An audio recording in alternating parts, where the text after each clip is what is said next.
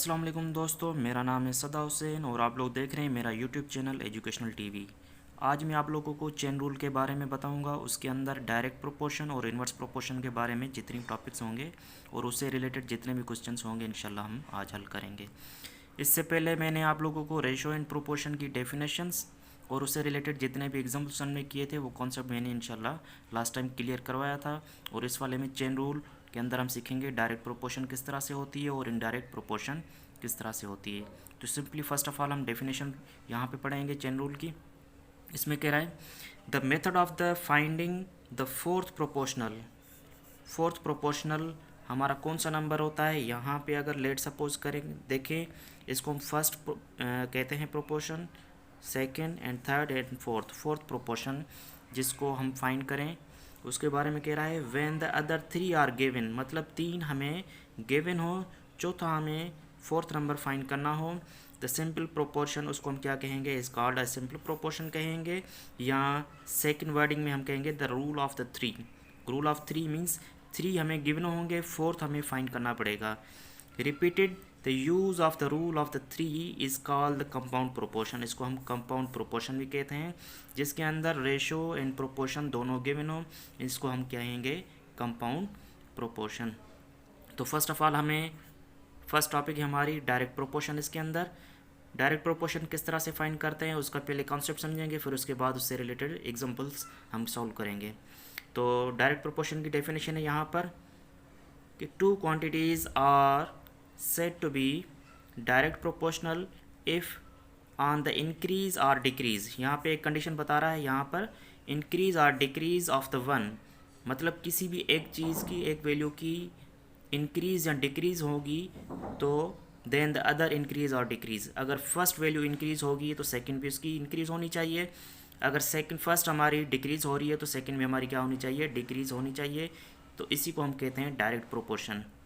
First example हम इसमें करेंगे रिलेटेड टू डायरेक्ट प्रोपोर्शन के हवाले से। फर्स्ट पार्ट है यहाँ पर हमारा, if the $15 cost is 35 what do 39 dollars cost.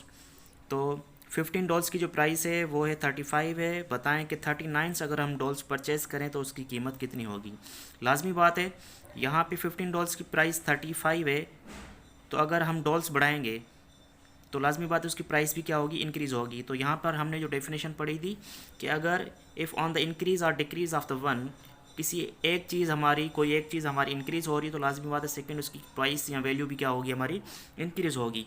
तो यहाँ पे डायरेक्ट प्रोपोर्शन में क्या करेंगे, clearly the more dolls more cost, मतलब लाजमी बात है अगर डॉल्स की वैल्यू हम बढ़ाएंगे, क्वांटिटी बढ़ाएंगे तो लाजमी बात है उसकी कॉस्ट भी क्या हो जाएगी, बढ़ जाएगी। तो इसको हम क्या कहेंगे, डायरेक्ट प्रोपोर्शन कहेंगे।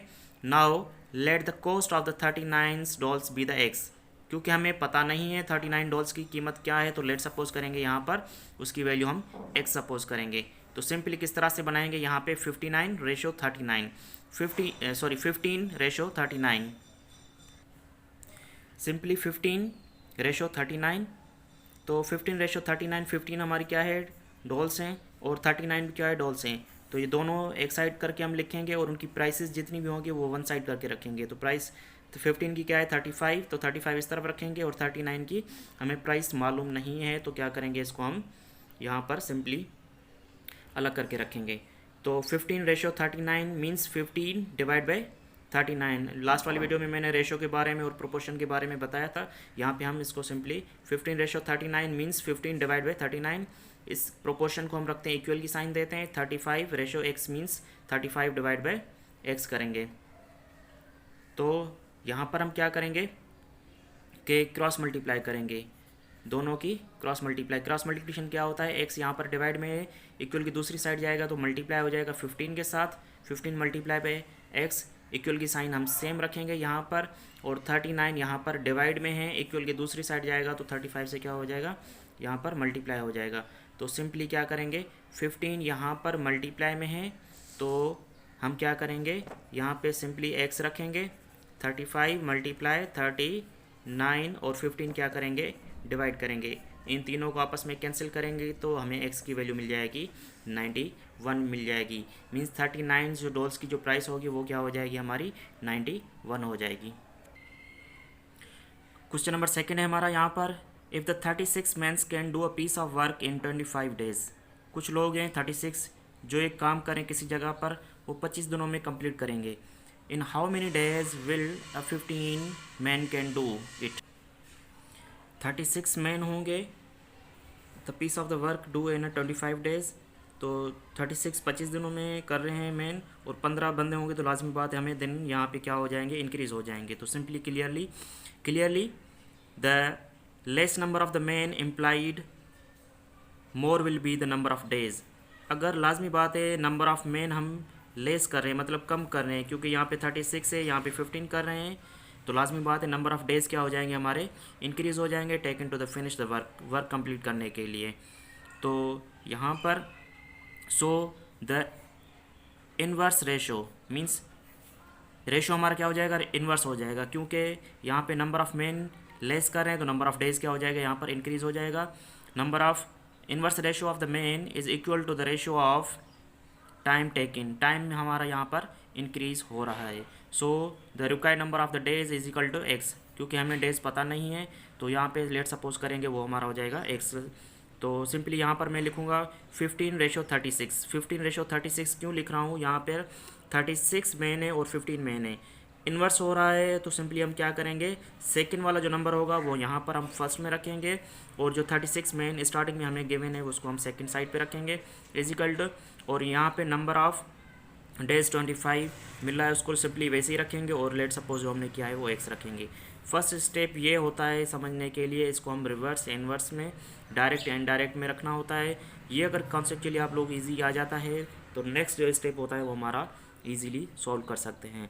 तो 15:36 मतलब है 15/36। प्रोपोर्शन को हम सिंपली इक्वल की साइन दे सकते हैं, 25:x मीन्स 25/x।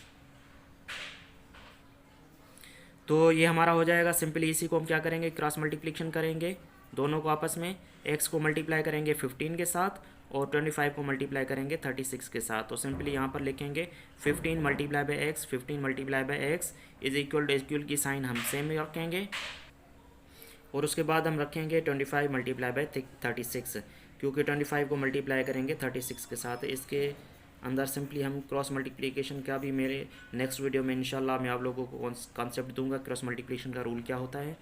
तो 15 यहाँ पर मल्टीप्लाई में है किसके साथ, एक्स के साथ, तो इक्वल की दूसरी साइड जाएगा तो यहाँ पर डिवाइड में आ जाएगा। तो इसीलिए हम क्या करेंगे, एक्स को सिंपली यहाँ पर रखेंगे, 25 यहाँ पे 5 की टेबल लगाएं 3 टाइम्स लगेगी, यहाँ पर 5 की टेबल लगेगी 5 टाइम्स, और यहाँ पर 3 की टेबल 1 टाइम लगाएं, यहाँ पर 3 की टेबल लगाएं 1 और 2 टाइम्स। तो नीचे आंसर 1 आ रहा है, और यहाँ पर 5 मल्टीप्लाई बाई 12 हो रहा है, 5 से 12 60। टोटल हमें डेज़ क्या मिले हैं, 60 डेज़ मिले हैं, मतलब required number of the days हमें मिल रहे हैं यहाँ पर 60।